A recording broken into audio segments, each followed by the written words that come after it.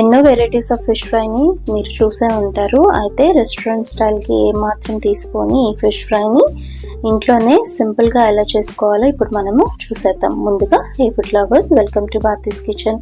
ఎలా ఉన్నారు? బాగున్నారా? నేను కూడా చాలా బాగున్నానండి. మీరు కూడా బాగుండాలని మనస్ఫూర్తిగా కోరుకుంటున్నాను.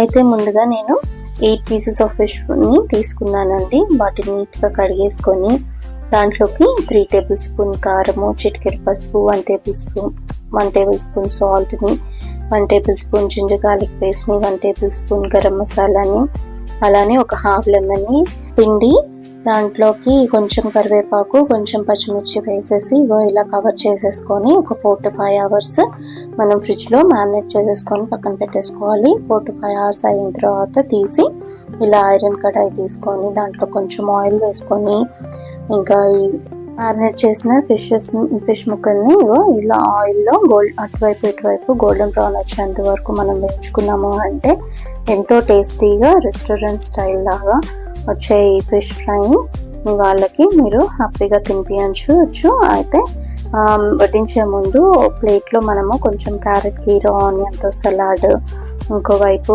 వేయించి పెట్టుకున్న కరివేపాకు, గ్రీన్ చిల్లీస్, మరోవైపు ఆనియన్ లెమన్ తోని ఇలా మీరు సర్వ్ చేశారు అంటే ఇంకేంటండి, రెస్టారెంట్ స్టైల్కి మించిపోయిన ఈ ఫిష్ ఫ్రైని మీ వాళ్ళతో పాటు మీరు ఎంజాయ్ చేస్తూ తినేయచ్చు. మీకు ఈ వీడియో నచ్చిందని ఆశిస్తున్నాను. Love you all. Thank you for watching.